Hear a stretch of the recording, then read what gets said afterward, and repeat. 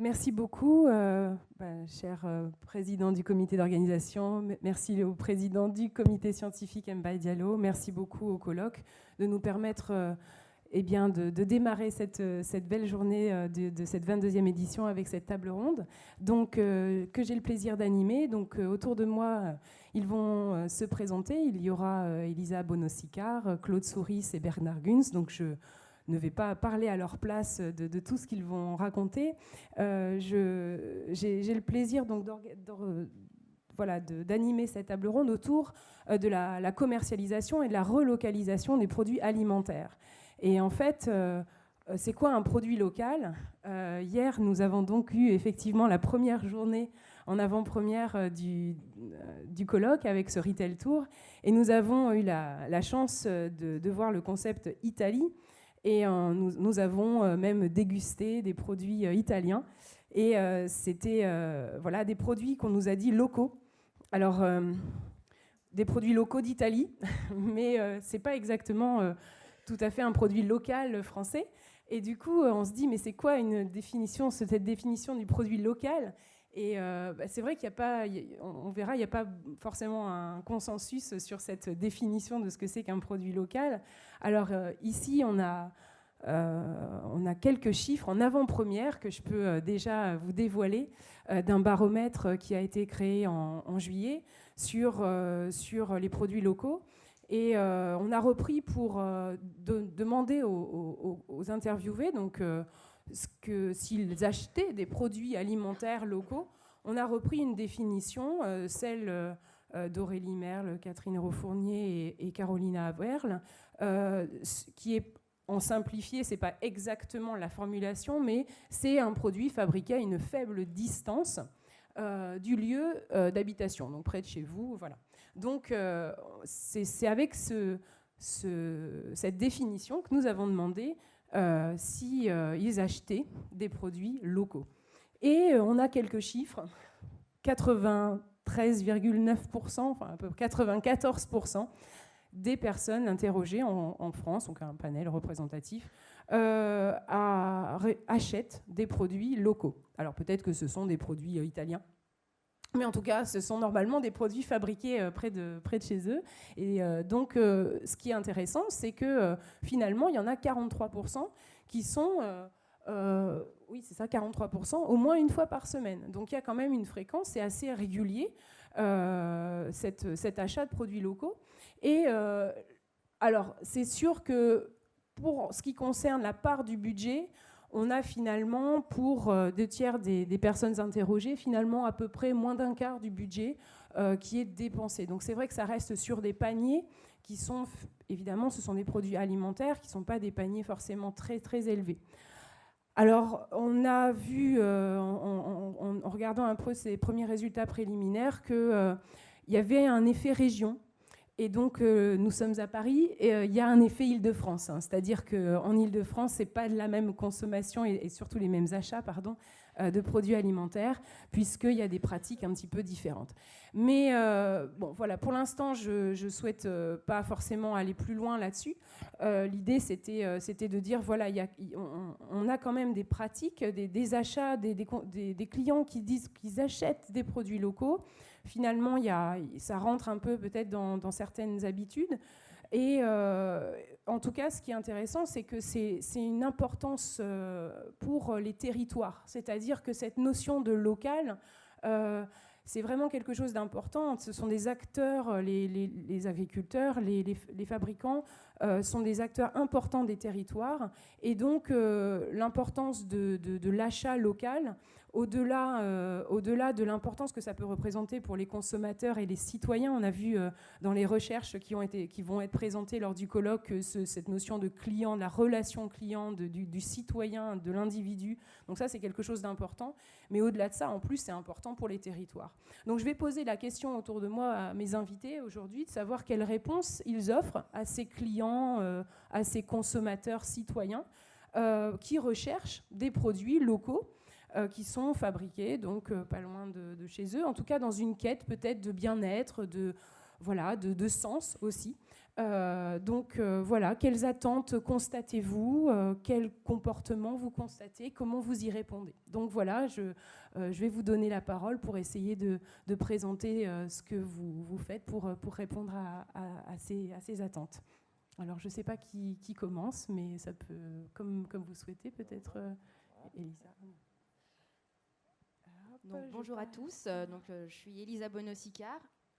Je suis responsable des ventes dans un magasin de producteurs dans la Vienne. Donc c'est les magasins Plaisir Fermier.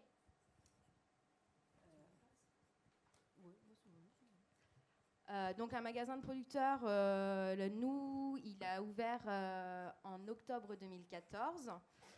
Donc c'est un groupement de 6 producteurs, enfin 6 fermes associées à la base. Donc on a une ferme de viande, de bœuf, on a du canard gras, des légumes. On a un crémier, produit laitier, et puis volaille, et le dernier, un producteur de pommes. Donc en fait, ces producteurs-là, ils cherchaient à vendre en circuit court, ils se sont regroupés. Ils ont trouvé un local, donc on est situé derrière une zone commerciale sur le sud de Poitiers, donc qui est bien drainé au niveau des clients et de la population. Donc là, vous avez à l'écran en fait une petite explication des magasins de producteurs. Donc en fait, le but c'est vraiment de vendre en circuit court, mais dans un seul lieu donné. Ça évite les marchés, choses comme ça. Donc voilà. Après, Plaisir Fermier aujourd'hui. Donc il y a 5 magasins Plaisir Fermier dans le Poitou. Pour Poitiers, ça représente donc en 2019, on est 23 salariés, ce qui équivaut à peu près à 20 équivalents temps plein. Donc c'est une grosse équipe. On a une particularité, c'est que le magasin, tout arrive et tout est transformé sur place. Donc on a une grosse, la moitié de notre effectif qui est au labo. Donc on a toute la transformation de la viande, charcuterie, traiteur qui est faite sur place. Puis après le reste pour la vente et administratif. On a quelqu'un qui s'occupe aussi de la communication et du marketing pour les 5 magasins. Donc voilà, le magasin est assez important. On a un magasin de 600 mètres carrés, donc avec un espace de vente de 200 mètres carrés, enfin 250 mètres carrés, et puis donc le labo aussi. Et on vend essentiellement, alors les produits principaux c'est fruits et légumes, la viande, donc on a une boucherie traditionnelle. On a aussi donc tout ce qui est charcuterie, crèmerie, et puis on a de l'épicerie. Et donc tout ça, ça représente à peu près 110 producteurs dépositaires et on a la particularité d'accepter quelques artisans locaux. Donc ça, c'est voilà, le magasin de Poitiers, Plaisir Fermier.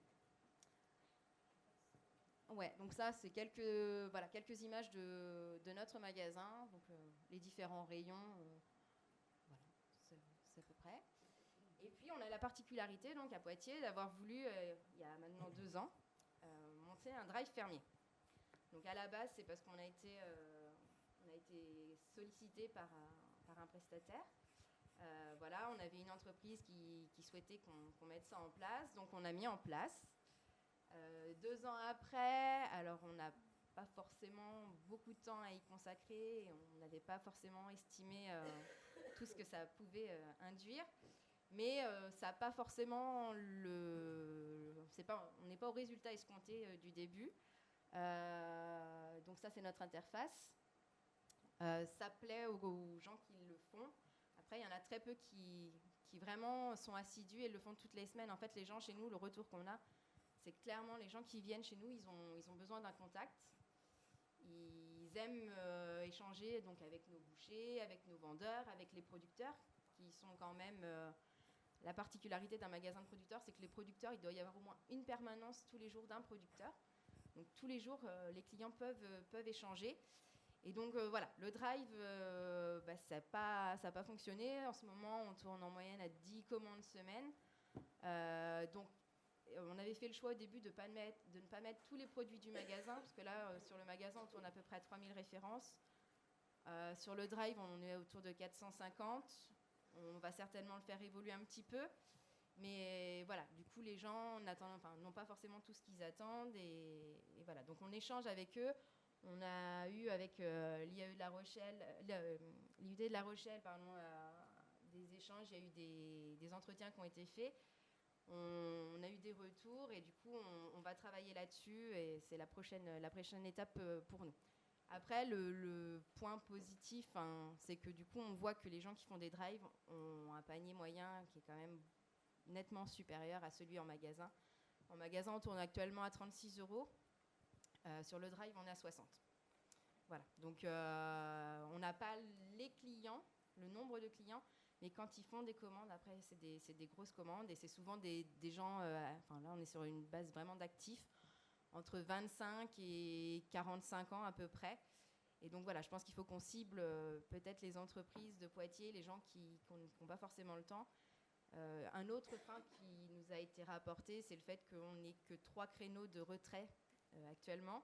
Donc ça, c'est un choix qui a été fait par les producteurs. En fait, on n'a pas forcément voulu, dès le début, mettre une équipe qui gère que le drive ou qui soit vraiment disponible pour ça. Donc, en fait, pour le moment, on fait avec les effectifs du magasin. Et donc, les retraits se font le jeudi de 17h à 19h, le vendredi et le samedi après-midi de 13h à 19h. Sachant qu'il faut faire les commandes la veille pour avoir le lendemain. Donc, les gens, on a eu aussi ce retour-là, que dorénavant, ils sont habitués sur les drives, en 2 heures, vous faites votre drive, 2 heures plus tard, vous pouvez le récupérer. Donc, chez nous, il faut anticiper un petit peu plus, et donc, vraisemblablement, ça pose un petit peu de soucis. Voilà, ils sont pas habitués à ça. Donc, voilà pour le magasin Plaisir Fermier Poitiers, en tout cas. En gros, la présentation. Voilà, merci. Okay.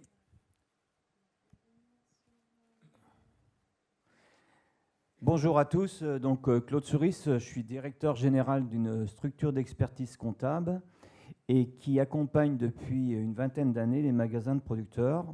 Et donc effectivement aujourd'hui, nous sommes en train de mettre en place un réseau Terre d'Envie Ségard. Terre d'Envie étant une association qui était située dans la région Rhône-Alpes et qui accompagne les magasins de producteurs depuis la même date à peu près. Donc, en fait, vous pouvez vous poser la question, pourquoi une association d'expertise comptable, elle va sur ce chantier? Eh bien, nous sommes spécialisés, en fait, à l'accompagnement des agriculteurs. Notre clientèle, c'est 60% d'agriculteurs. Et le reste, ce sont des activités, bien sûr, commerciales et d'activités de commercialisation et de distribution. Donc, cette question a été, dès le départ, au cœur de nos préoccupations. Et quand je dis au cœur de nos préoccupations, c'est que nous, on souhaite que les agriculteurs retrouvent de la valeur ajoutée et qu'elle leur appartient et qu'effectivement, la question des circuits courts ait tout de suite été posée.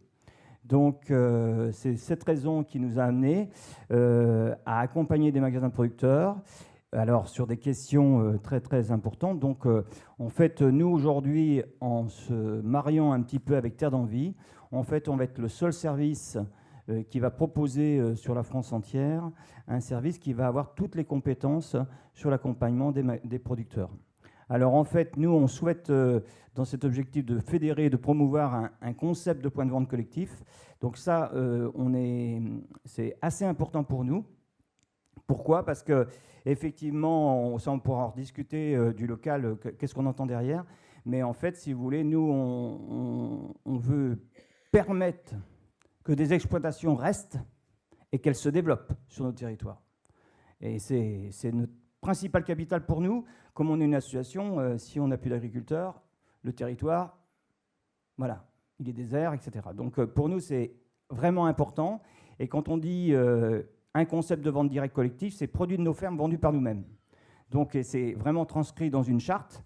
Et vous allez voir qu'effectivement, les agriculteurs, ils peuvent produire, transformer, mais ils peuvent aussi vendre. Et effectivement, ils vont mettre en place les outils nécessaires pour vendre leurs produits. Donc effectivement, dans ce cadre-là, ça va être un accompagnement technique qui va être complet, dans un pôle, Terre d'Envie Ségard.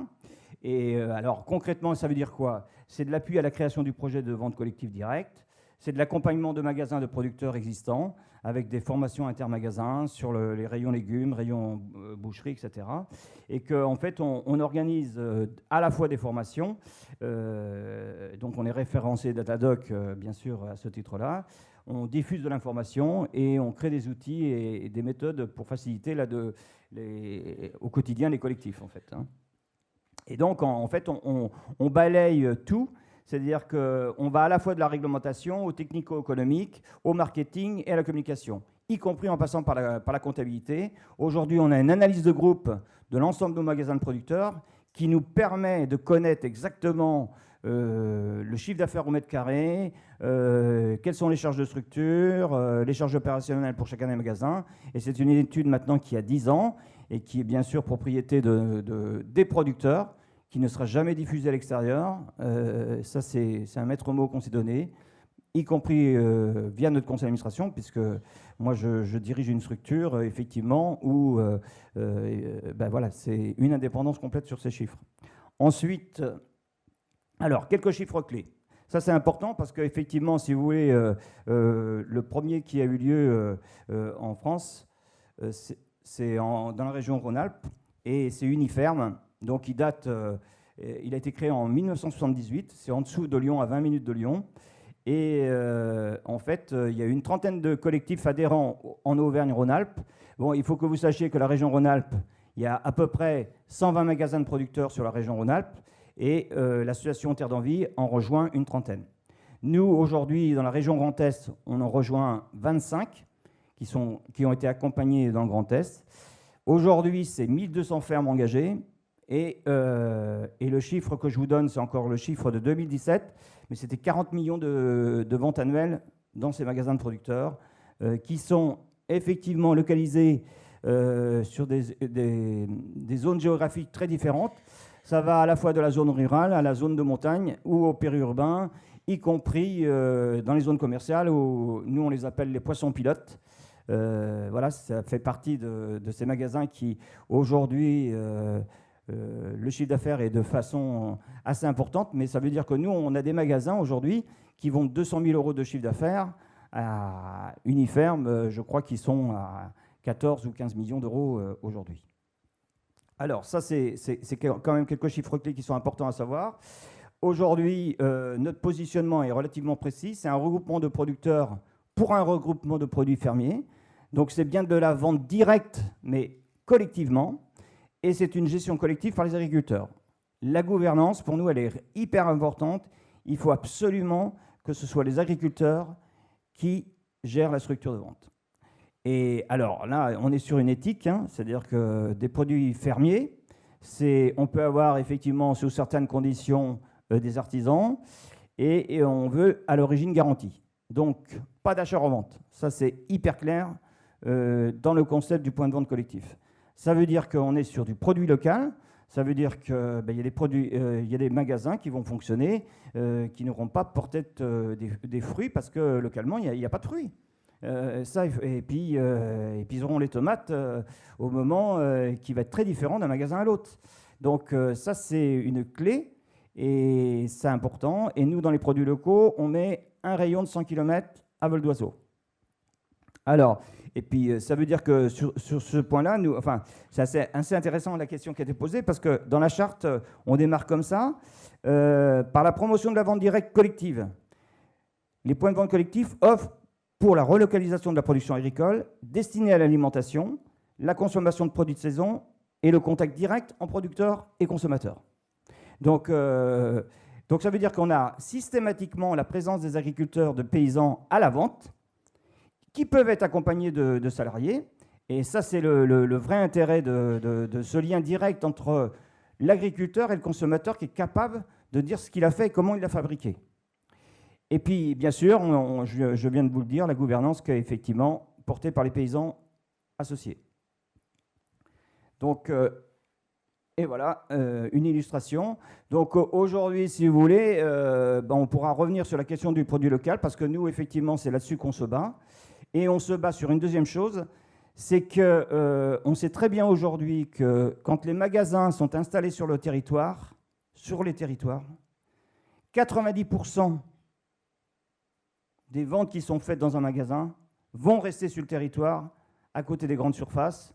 Et pour vous donner un aspect très pratique, nous, on a un magasin qui est dans une région du Sungo, qui est proche de la Suisse, il y a un Leclerc qui est juste à côté de nous, qui fait 60 millions de chiffre d'affaires. Le magasin qui s'est installé fait 2 millions. Mais si on regarde les 2 millions, on sait qu'il y a 90% qui restent dans le secteur et qui sont dépensés dans le secteur, alors que la grande surface, il n'y a que 10% qui vont être dépensés sur le territoire. Donc, les collectivités locales aujourd'hui sont vraiment en questionnement, y compris sur toute cette question d'accompagner la survie parfois de certains agriculteurs, mais d'aller un peu plus loin pour soutenir les territoires et soutenir l'agriculture, qui est quand même un aspect relativement important. Donc c'est pourquoi nous, tout en étant une structure d'expertise comptable, eh ben, on soutient ce concept parce qu'effectivement, ça nous paraît important de maintenir à la fois l'agriculture et sa diversité. Merci.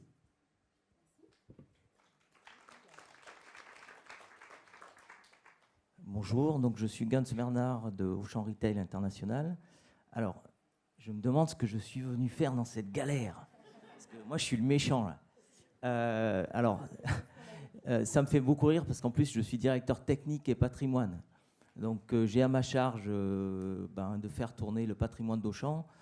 J'ai par an à peu près un budget de 2 milliards d'euros entre l'exploitation, les CAPEX, les OPEX, etc.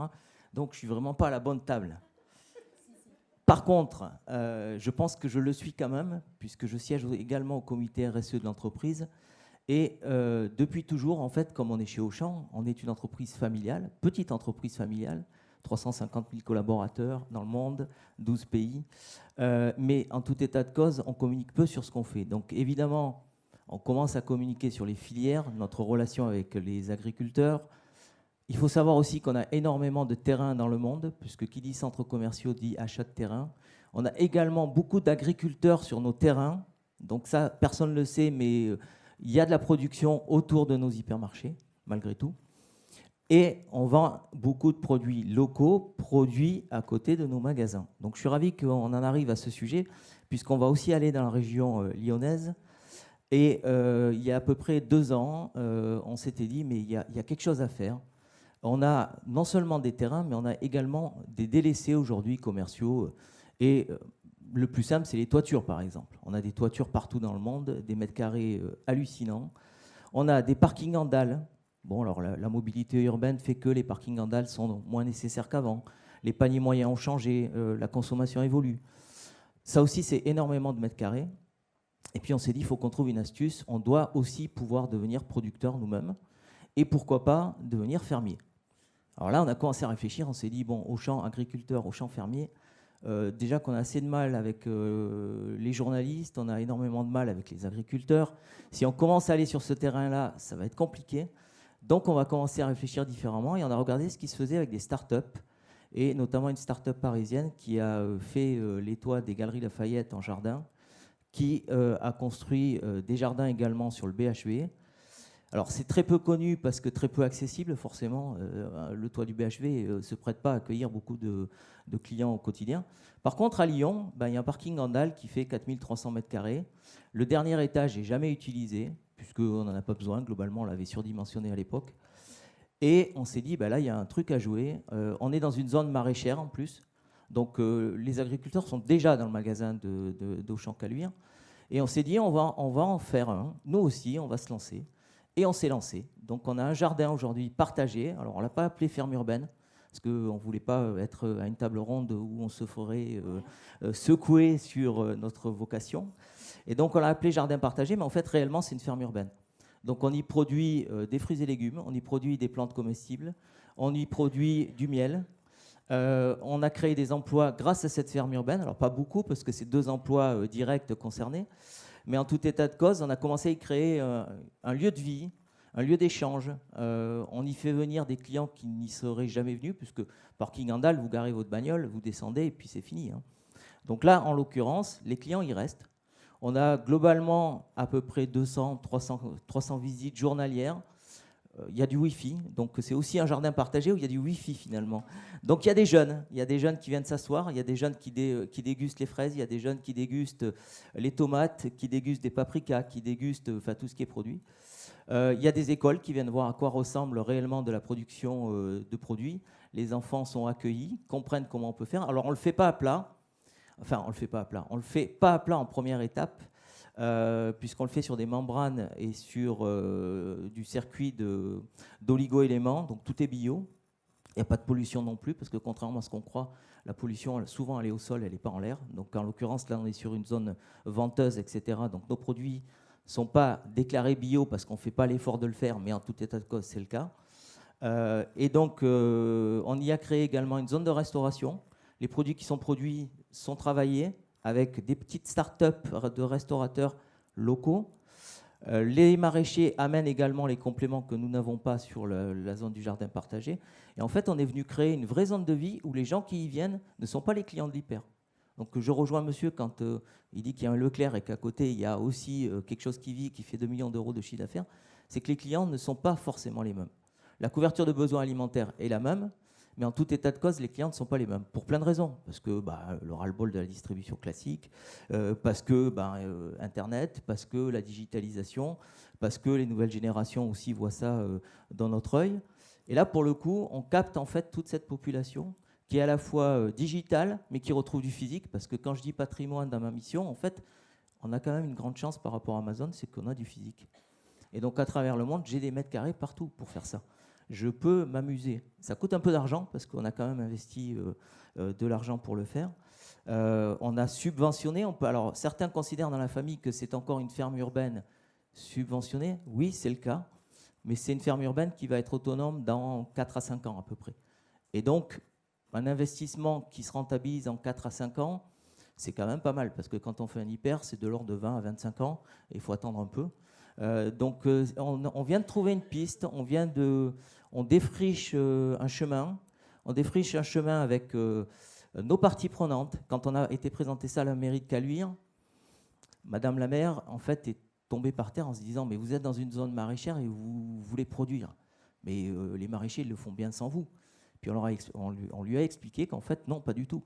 On veut créer une zone d'échange. Les agriculteurs viendront présenter leurs produits, viendront présenter ce qu'ils font, parce qu'en fait, même nos clients ne savaient pas qu'en face du magasin, il y avait des serres, par exemple. Donc, en tout état de cause, on est venu créer du lien. Les parties prenantes, c'est aussi les voisins. Finalement, les voisins qui habitent dans des barres d'immeubles, qui n'ont pas de jardin, ils viennent sur notre parking et vivent une expérience de jardinage. La deuxième phase, en fait, c'est de leur mettre à disposition des bacs de jardin et ils pourront louer chaque année, en faisant ce qu'ils y veulent, de l'ordre de 1 mètre carré à 2 mètres carrés. Donc ça aussi, pour eux, c'est un grand bol d'air parce qu'en fait, on leur donne une capacité à venir faire pousser des choses pour eux. Donc là, zone d'expérience, zone d'échange. C'est une zone aussi qu'on peut privatiser, donc mariage, et auquel cas, vous consommez les produits qui sont autour. C'est une zone qu'on peut privatiser pour y faire des événements d'entreprise. Et là, pareil, vous êtes dans un cocon de végétation et vous oubliez qu'en fait, à côté, il y a une autoroute et que pas loin, il y a un hypermarché, que tout en bas, il y a un parking classique, etc. Alors, on y a appris beaucoup de choses aussi. C'est qu'accueillir du public sur un parking, ça paraît facile. Et en fait, les pompiers nous disent non. Un parking, c'est fait pour se garer, les gens ne restent pas, ils s'en vont. Oui, je dis, 4300 mètres carrés de parking, quand même, ça tient, la dalle, elle doit tenir normalement. Non, ça ne marche pas comme ça. Alors, ça devient quand même pas un établissement qui reçoit du public, mais ça devient un jardin, en fait, qui est dans un flou juridique, c'est très compliqué. Donc, on a dû s'adapter à quelques exigences pompiers et d'évacuation. Et là aussi, on apprend, puisqu'en fait, on est sur quelque chose de neuf, qui est à la fois urbain, agricole, périurbain. Et grande surprise, tous les agriculteurs qui sont autour sont ravis, puisqu'en fait, ça leur donne aussi de la visibilité. Et eux aussi viennent échanger finalement avec les écoles. Et ils ont un lieu en fait, où ils peuvent se présenter avec leurs produits. Et donc, pour eux aussi, c'est un apport de chiffre d'affaires supplémentaire sur leur propre commerce, puisqu'en fait, c'est uniquement le lien qui vient se créer là. On n'a pas vocation à vendre leurs produits à cet endroit-là, parce que ça, on le fait très bien dans le magasin. Donc, on ne reproduit pas ce qu'on fait dans le magasin, dans le jardin partagé. Voilà. Donc, aujourd'hui, je suis là pour échanger sur cette nouvelle piste. Alors, est-ce que demain, Auchan deviendra ça partout ? Je ne le pense pas. Mais en tout état de cause, on va creuser le sillon. Et comme c'est agricole, ça marche bien, le sillon. Puisqu'il y a vraiment une création de liens avec beaucoup de sens. Et on est sur l'alimentaire. Donc notre métier, c'est quand même d'être alimentaire et distributeur, même si on fait du non-alimentaire. Et il y a vraiment un recentrage de sens sur ce métier-là. Donc on est très attentif à ce que va devenir le jardin partagé.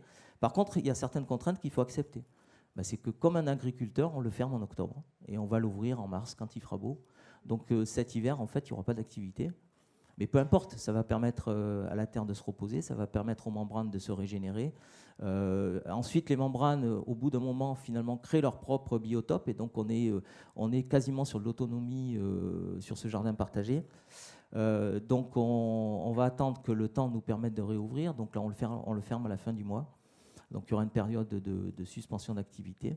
Voilà, on suit les saisons aussi, puisque les fraises, elles ne poussent pas en hiver, donc, ou le paprika non plus. Donc, on est condamné à suivre les saisons. Et c'est très bien comme ça. Voilà.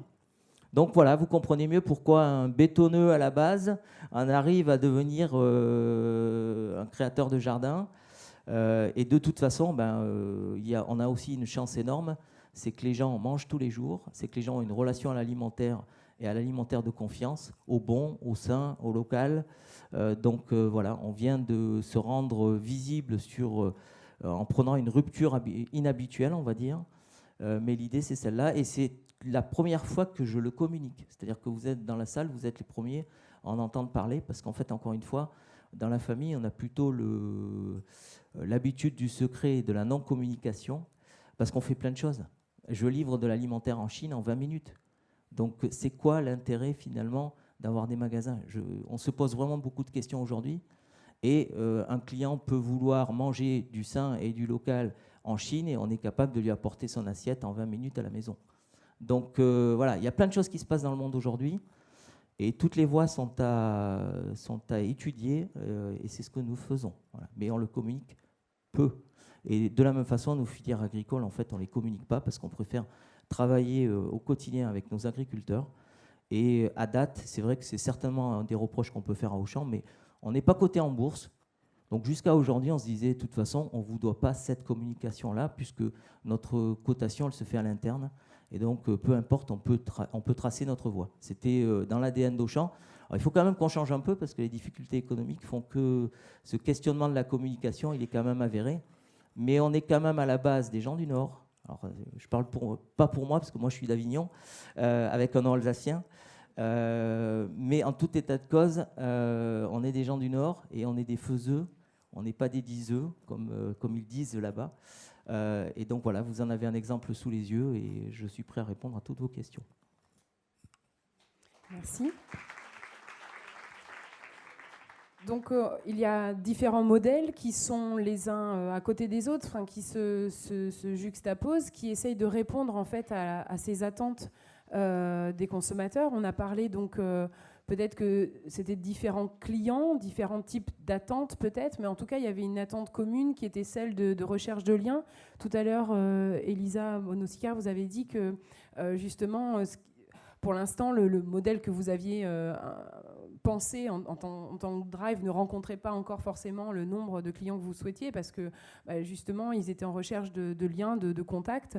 Là on voit que même un grand de la distribution investit dans le relationnel et finalement dans cette recherche de liens dans d'autres types de formats que les hyper habituels. Et donc il y a cette recherche d'encore plus aller dans la proximité et dans vraiment le lien avec le client.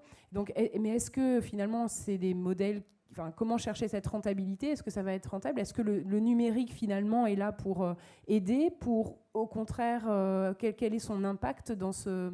Est-ce que vous avez peut-être une idée à ce sujet sur ce lien et cet impact du numérique dans vos métiers sur ces produits alimentaires ? Alors, sur le numérique, juste une réaction rapide.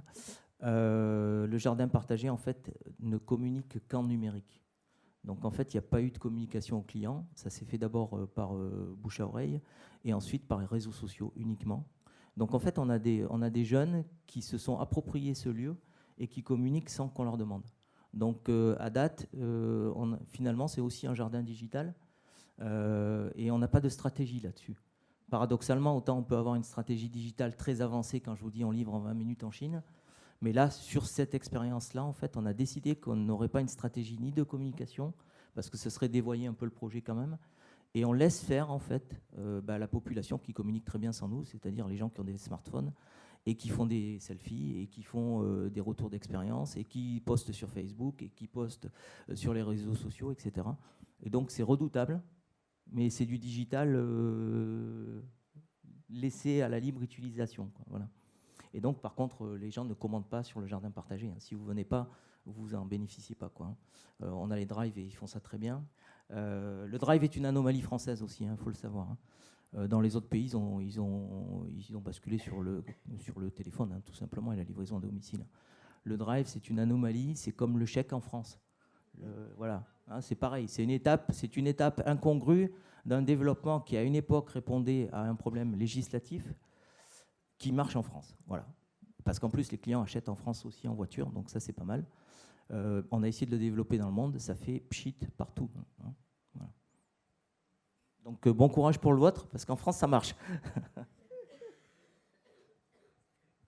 Sur la question du numérique, effectivement, nous c'est une vraie question qui est posée aux magasins de producteurs. Et par exemple, justement chez Uniferm la semaine prochaine, il y a une formation sur les réseaux sociaux. Comment ils vont intégrer les réseaux sociaux sur la question d'Uniferm. Je dirais qu'ils n'en ont pas forcément besoin pour vendre, mais c'est beaucoup plus pour créer le lien avec les consommateurs, en fait, hein, quelque part, et d'avoir un retour sur les produits. Parce qu'effectivement, si vous voulez, c'est là où l'enjeu, à mon avis, il est important. C'est-à-dire que quand on est sur des espaces quand même à moins de 100 km, effectivement, on voit que toutes les portes ouvertes que nos producteurs organisent, ils explosent ces jours-là. C'est-à-dire qu'il y a plein de gens des magasins qui viennent les voir sur les fermes, etc. Et que c'est explosif.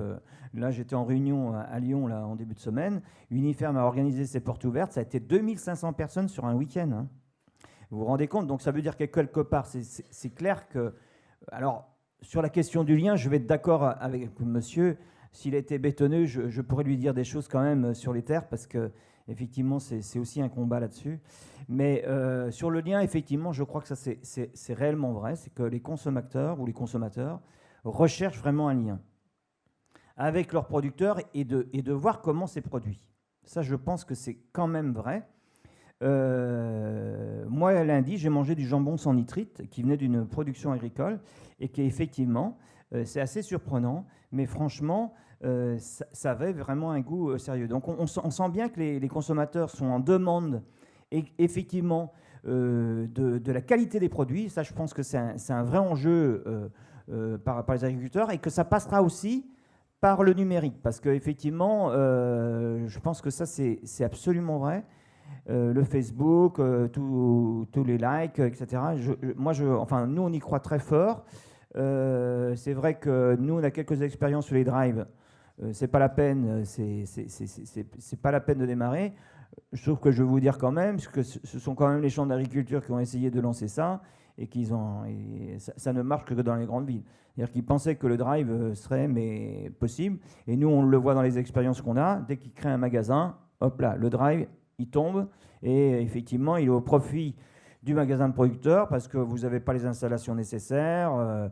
La question du froid, c'est pas terrible, etc. Donc, par contre, effectivement, où je suis très intéressé, c'est qu'aujourd'hui, les consommateurs ont besoin de retrouver du lien. Alors, qu'ils soient sur cette nouvelle génération de fermes urbaines, de jardins partagés, pourquoi pas. Moi j'aimerais bien qu'il y ait un peu d'ortie durant l'hiver, et du trèfle vert ou de la moutarde pour régénérer un peu ces membranes là, hein. Je pense que ça serait quand même... C'est le cas, mais malheureusement ça ne crée pas suffisamment pour faire venir des gens. Voilà. Sauf que vous avez dit que quand même quelque chose qui est de façon antagoniste, c'est que vous allez arriver à trouver une rentabilité en 4-5 ans, alors que sur un grand magasin vous l'aviez sur 25 ans. Donc je vois bien que la recherche que vous avez, c'est quand même une recherche, bien sûr, même par rapport à un groupe, elle est quand même mercantile. Donc, je ne pense pas qu'un agriculteur travaille pour perdre de l'argent, hein. Mais justement, c'est bien là qu'on a un vrai débat à avoir entre nous. C'est que nous, ce qu'on voit aujourd'hui, c'est que nos agriculteurs, ils retrouvent de la valeur ajoutée en réalisant les magasins de producteurs. les marches arrière dans les magasins grande surface, c'est quand même un gros problème. Donc nous, on le voit et on a même du développement de l'emploi sur les territoires. Donc c'est quand même relativement intéressant parce que et c'est là où on peut vraiment se poser la question du lien. Et je crois qu'effectivement, le numérique apportera certainement des réponses, y compris précises là-dessus. Alors, comme on va terminer cette table ronde, je vais justement terminer par quelques chiffres qui vont dans le sens de ce que vous aviez évoqué, à savoir que finalement, dans ce premier baromètre, dans cette première prise de conscience de ce qui se passe au niveau des achats de produits alimentaires, finalement, les achats, c'est pas, comme on l'a rappelé, de toute façon, les produits alimentaires sur Internet, c'est 2%, c'est un faible chiffre au niveau global, mais de façon plus précise, en France, finalement, c'est beaucoup pour se renseigner. Et on parlait des réseaux sociaux, on parlait du lien. Alors, pas beaucoup. Nous, ce qu'on commence à voir, c'est que finalement, les réseaux sociaux, les applis mobiles, c'est pas là où se passe finalement trop le renseignement et surtout les achats. C'est traditionnellement sur les moteurs de recherche. Donc, on va chercher un renseignement, on va chercher peut-être un lieu, peut-être un point de vente collectif sur un moteur de recherche. Et puis, c'est là qu'on va avoir besoin du numérique. Alors, il y a toujours cet effet région. C'est sûr qu'en Île-de-France, on utilise davantage que les autres les outils numériques, mais par contre de façon plus occasionnelle et pour beaucoup moins de produits que dans les autres régions. Et évidemment, il y a un effet aussi sur les moins de 40 ans qui sont encore plus que les autres dans l'utilisation de ces outils, à la fois pour se renseigner et puis dans une moindre mesure pour acheter. Donc voilà quelques points vraiment pour fixer sur quelques chiffres, mais en tout cas pour dire que voilà, il y a finalement un outil qui est là et dont on peut se servir, mais qui ne remplace pas. Enfin, il n'est pas là pour remplacer, mais il est là pour aider, pour renseigner, et puis éventuellement, dans quelques cas, et notamment dans les cas de grandes villes, dans les métropoles, et puis dans des cas vraiment de ménages peut-être urbains pour acheter. On va peut-être, alors je vais vous laisser finir si vous avez quelque chose vraiment à rajouter, mais peut-être laisser le temps à la salle de poser quelques questions, si vous voulez, à nos invités. Et je vous remercie sinon beaucoup de cette table ronde et cette animation. Merci bien.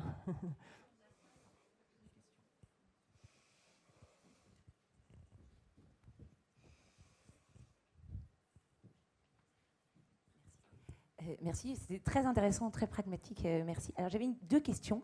Ma première, c'est que c'est vrai que vous avez mis en valeur le rôle du lien qui est très important, mais je me pose la question aussi, parce que le premier rôle des producteurs et des agriculteurs, c'est d'être sur leur terre, particulièrement pour ceux qui font du maraîchage. On sait bien que ça prend énormément de temps.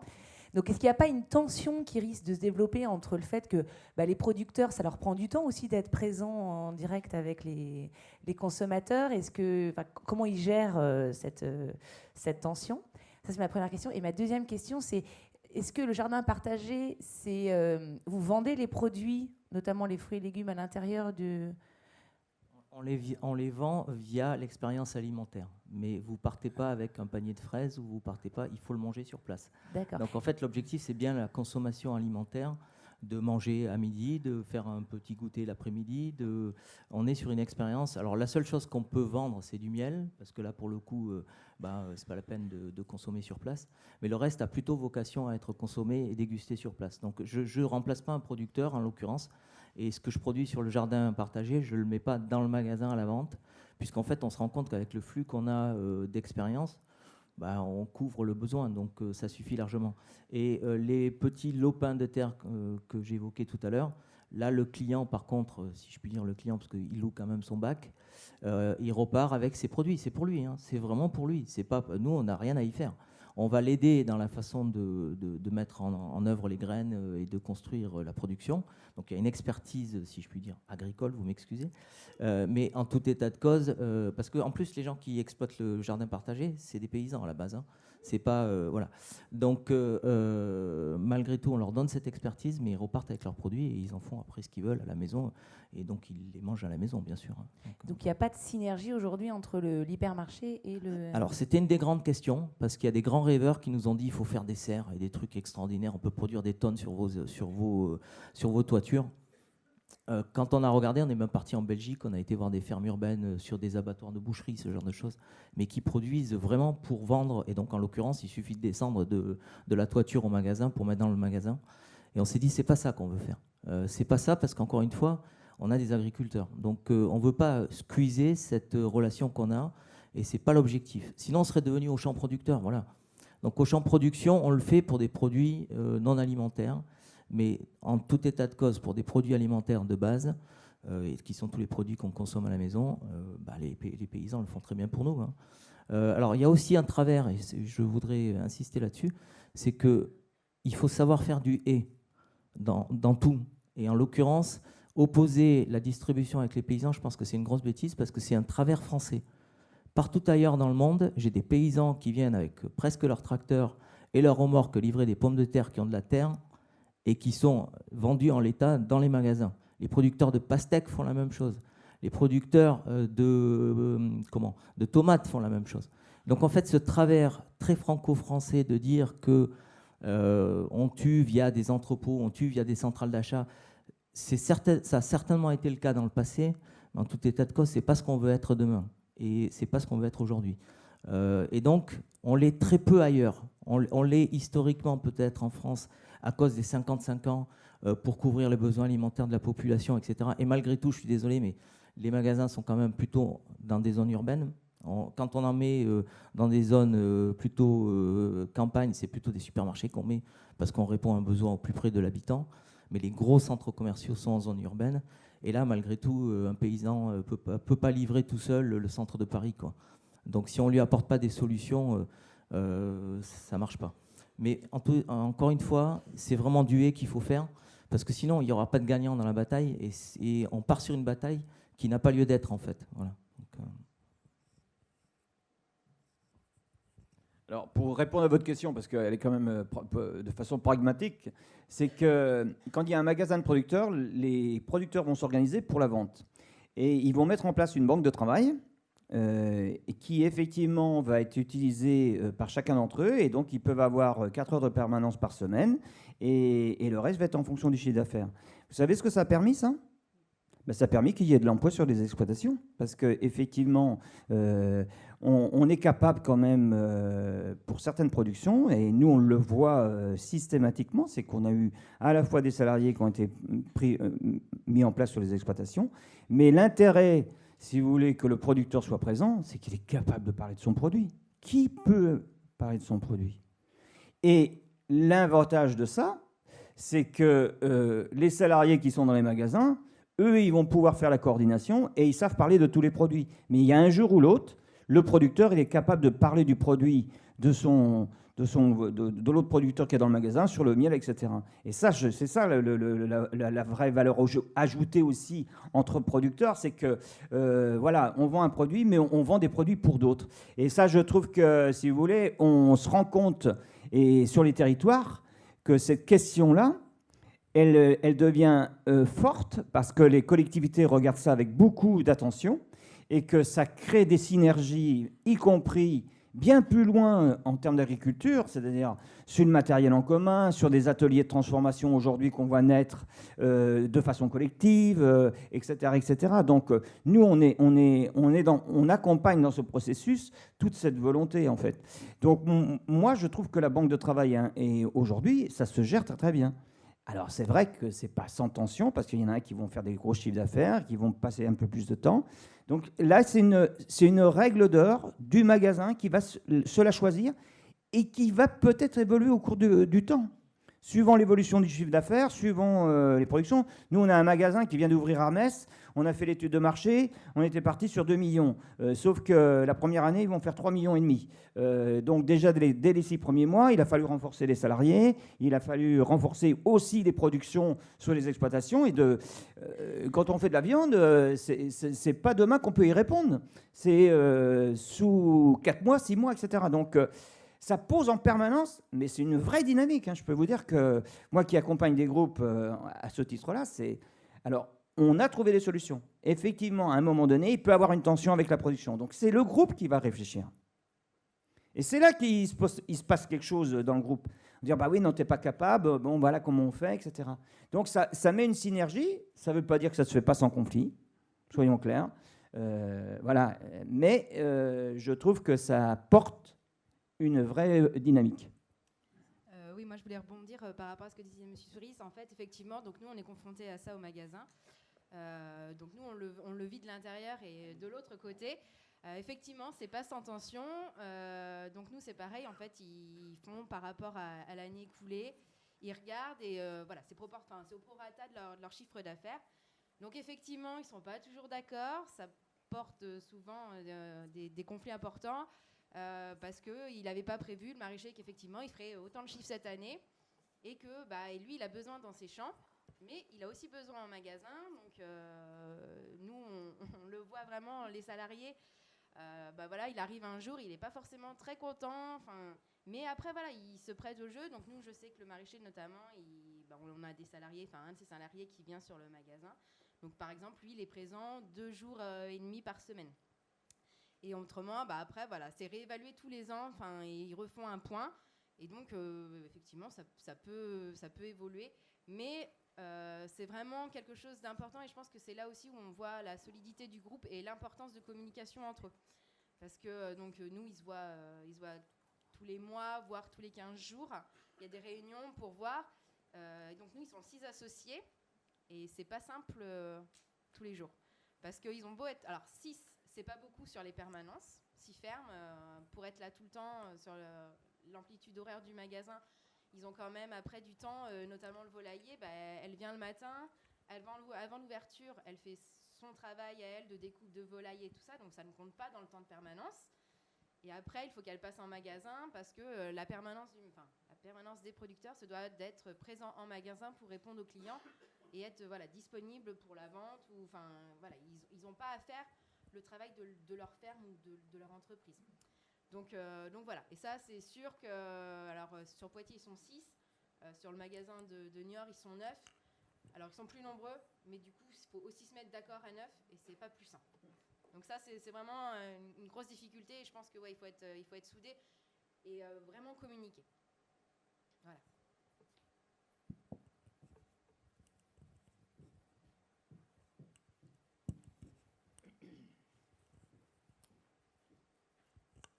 Bonjour, merci pour vos présentations. Pour Rechange, j'ai une petite question. À mon sens, il y a des enjeux d'image énormes. Vous êtes membre du comité RSE, donc je pense que ça a peut-être aussi du sens, vous travaillez sur ces problématiques. La grande distribution à mauvaise presse, est-ce que vous avez fait une étude pour regarder quelle est l'image RSE dans ce magasin versus dans les autres magasins ? Et le deuxième volet de ma question, c'est quid de l'expérience de vos collaborateurs ? Est-ce que le fait de travailler dans un magasin où il y a vraiment là un ancrage très fort RSE, est-ce qu'ils se sentent un peu mieux que dans les autres magasins ? Et du coup, est-ce que ça influence aussi l'expérience des clients ? Les premiers enthousiastes, en fait, ça a été évidemment les collaborateurs du magasin. Quand on leur a dit de la dalle parking, on va en faire ça, ils ont tous levé la main en disant mais nous on va aller y travailler. Donc on leur a expliqué que c'était plutôt à vocation d'abord expérimentale et que pourquoi pas on créerait des emplois et des passerelles pour aller là-bas, mais qu'à terme c'était pas l'objectif. C'est eux les premiers aussi porte-drapeau de ça. Ils en parlent en famille et donc c'est du bouche à oreille. Encore on rejoint le même schéma que tout à l'heure. Alors on n'a pas fait à date d'études d'image. Parce que c'est pas du bluff, quoi. Enfin, on veut pas verdir l'entreprise, on veut vraiment gagner la bataille du sens à l'intérieur de l'entreprise. Donc, encore une fois, on fait plein de choses, on le dit pas, quoi. Auchan a signé un accord COP21 avec le gouvernement français sur tous les pays du monde en 2014. On a investi 200 millions d'euros et on a baissé nos consommations énergétiques de 20%. On l'a jamais dit. Vous vous rendez compte, 200 millions d'euros sur la table, on baisse nos consommations énergétiques de 20% parce qu'on veut sauver la planète et on ne le dit pas. Donc en fait, on est sur cette bataille du sens. Ça ne veut pas dire qu'on ne le dira pas. Mais je pense que si on commence à trop le dire ou à trop le survendre, en fait, on médiatise et on va perdre la bataille du sens avec les collaborateurs. Donc l'objectif, c'est vraiment de donner du sens à la fois aux collaborateurs, d'avoir de la fierté de travailler chez Auchan, parce qu'il y a aussi un truc qu'on ne dit pas. On a des professionnels dans nos magasins. J'ai des bouchers, j'ai des poissonniers, et vous n'avez même pas idée des compétences qu'ils ont. Vous n'avez même pas idée des produits qu'ils travaillent. Vous n'avez même pas idée de ce que sont capables de faire nos cuisiniers. Et on vient d'ouvrir au Luxembourg, discrètement, finalement, la Cloche d'Or avec 2000 m² de restauration. On le communique un peu au Luxembourg. Alors les LSA, tout ça le disent évidemment. Mais on l'a pas fait en France. Parce qu'on s'est dit, pour faire un proto, il vaut mieux le faire ailleurs. Voilà. Parce que si c'est pour se faire ramasser, encore une fois, par la mauvaise presse, par le Auchan bashing, par la distribution, etc. On a la capacité à travailler sur 12 pays, on en est fiers. Alors on en avait 14, on en a fermé 2. Parce que aussi, il faut savoir prendre des décisions. Mais en tout état de cause, voilà, c'est la bataille du sens qui l'emporte. Et dans le comité RSE, en fait, on n'est pas des communicants. On est des dirigeants qui veulent répondre à ce que la famille nous demande. Et les jeunes générations de la famille, en fait, il y a 750 actionnaires aujourd'hui, de l'ordre 2. Les jeunes, en fait, nous disent, mais finalement, Auchan, vous avez encore vocation à exister, parce que est-ce que le sens d'Auchan existe encore ? Alors évidemment, en tant que Gérard Mullier est là, on est tranquille. Mais demain, si cette génération ne leur répond pas correctement sur le sens, je ne suis pas sûr qu'Auchan existera encore dans 50 ans. Donc voilà, on est vraiment sur la bataille du sens. Et la bataille du sens, elle ne se fait pas en publicité, elle ne se fait pas à la télé, elle ne se fait pas dans les médias, elle se fait à l'intérieur de l'entreprise avec les parties prenantes autour. Tout à l'heure, je vous parlais de la maire de Caluire. Aujourd'hui, sur la communauté de Caluire, en fait, on est reconnu à tous les niveaux comme étant un acteur responsable de la commune de Caluire. Voilà. Et ça, on a gagné cette bataille-là. Donc ça, c'est vraiment très très bien. Et en plus, on crée de l'emploi aussi, et puis on a des collaborateurs, etc. Et donc, cette fierté-là, on la redonne, mais sur la bataille du sens, encore une fois. Donc, ayez ça en tête, parce que là, pour le coup, chez Auchan, on n'est pas sur... la pub, c'est la pub, quoi. Voilà. On va communiquer sur... pourquoi pas sur nos filières, parce qu'à un moment donné, il faut quand même qu'on le dise. Mais la bataille du sens, ça se dit pas à la télévision, ça se fait, quoi. Voilà. Une autre question ?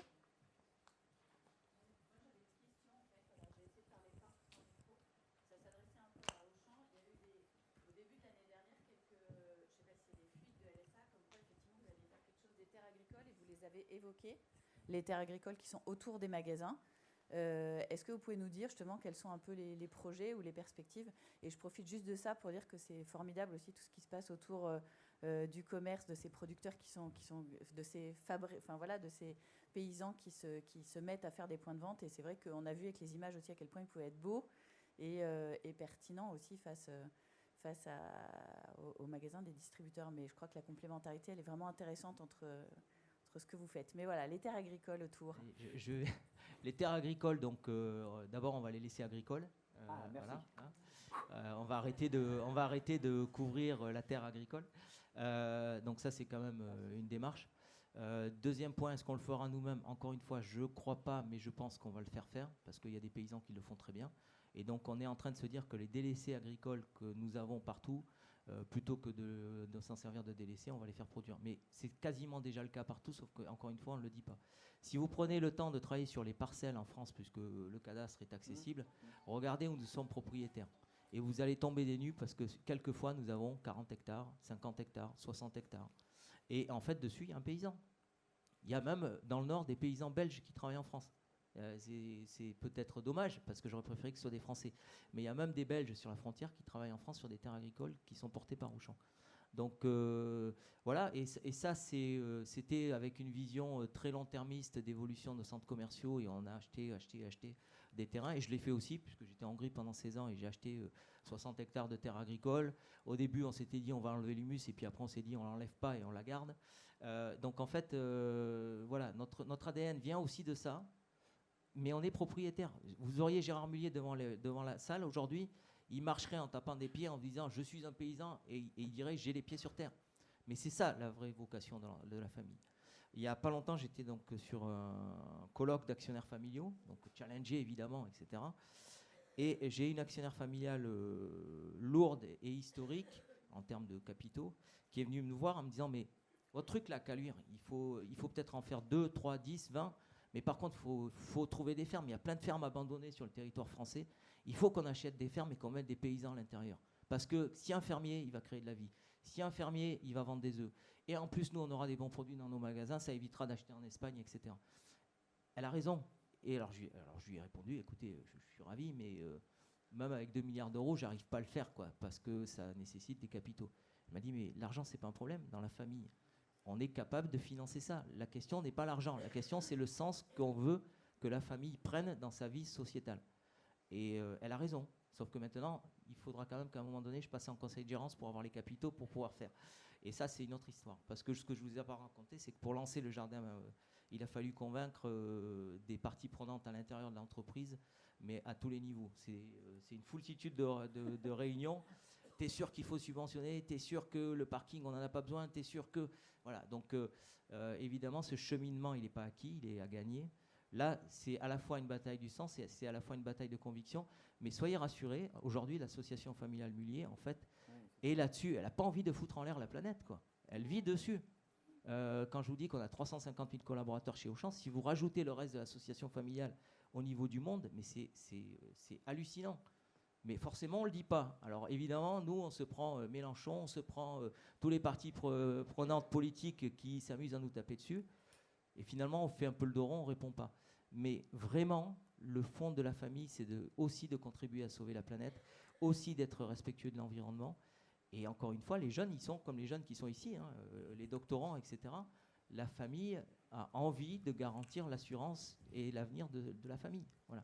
Donc, bon, je me fais un peu le porte-parole aujourd'hui en toute transparence. Je ne sais pas si j'ai le droit, mais je l'ai fait quand même. Comme ça, au moins, les choses sont dites. Et puis, comme vous n'êtes pas nombreux dans la salle, je peux le dire. Voilà.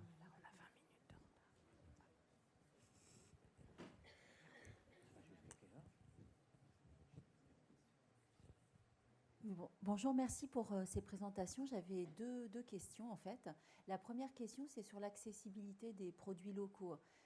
Est-ce que vous aviez travaillé sur l'accessibilité à toute classe, à des personnes en situation de vulnérabilité, par exemple? Et ma deuxième question, c'était sur les différents publics que vous pouviez avoir. L'année dernière, j'avais assisté à une présentation d'une AMAP à Créteil. Et il y a...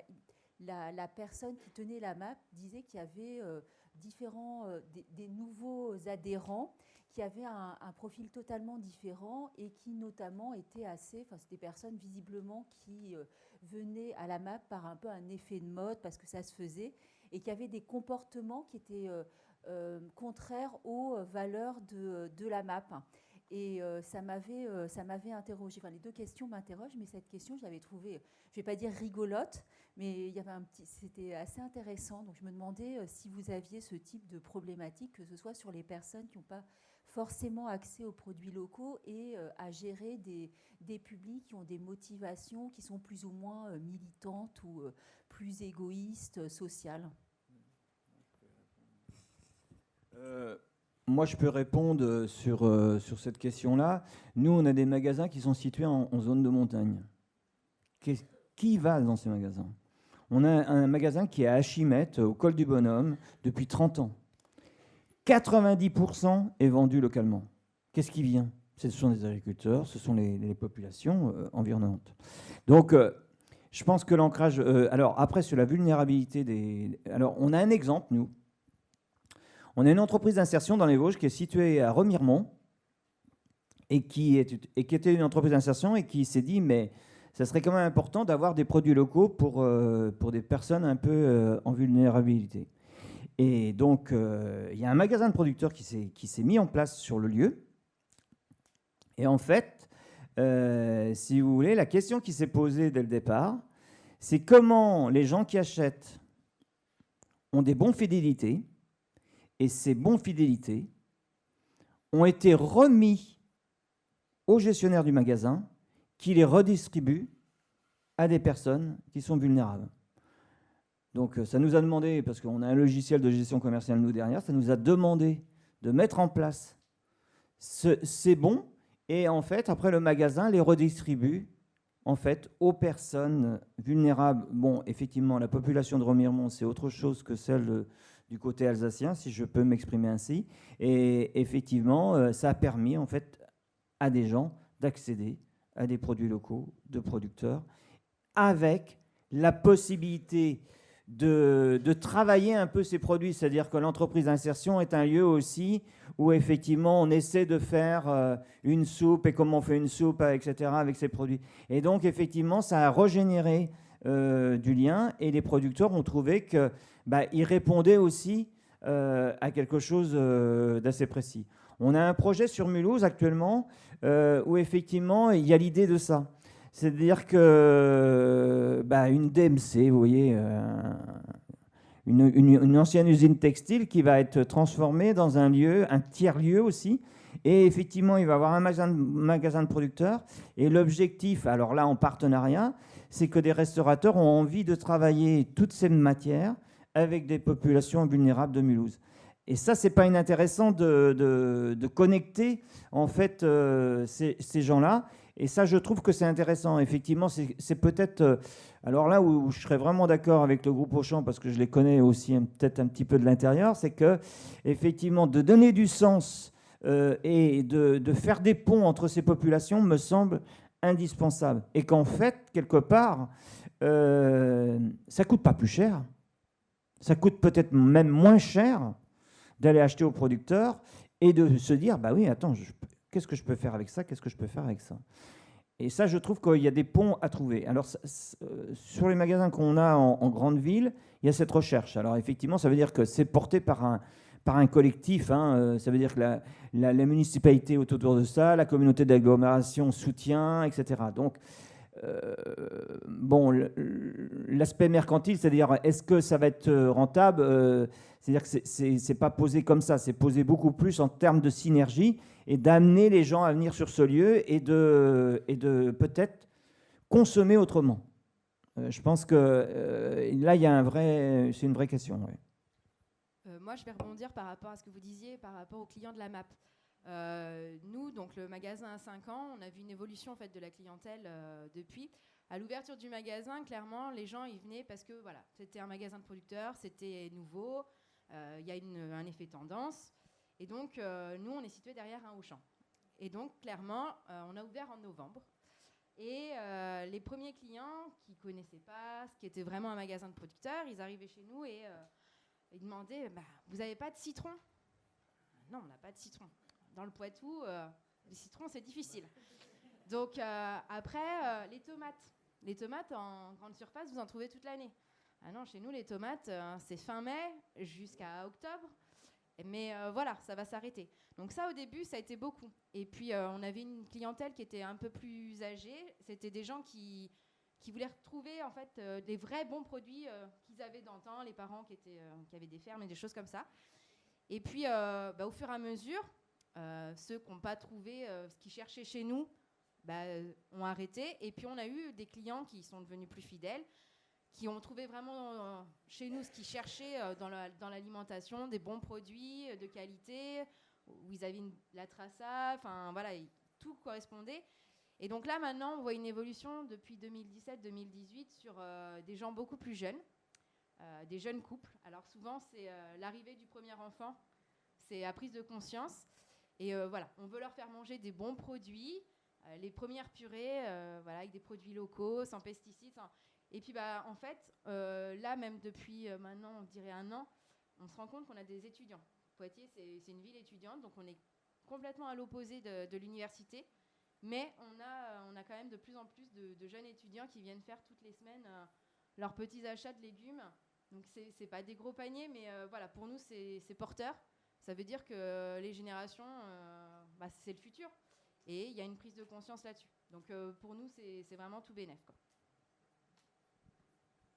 Je peux vous parier une chose, c'est que, alors il faudra que je vérifie quand même, mais je suis sûr que ce magasin derrière un Auchan fonctionne bien et qu'en plus, nous, on fonctionne encore mieux parce que certainement que ça draine du public qui ne serait jamais venu dans notre périmètre. Et donc, c'est gagnant-gagnant. Donc, je leur souhaite une longue vie parce que là, pour le coup, réellement, il y a une complémentarité d'offres et une complémentarité de philosophie.